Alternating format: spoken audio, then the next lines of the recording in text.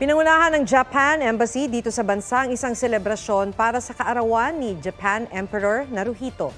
Mismong si Japanese Ambassador to the Philippines, Koshikawa Kazuhiko at Deputy Chief of Mission Minister Matsuda Kenichi ang sumalubong sa mga bisita.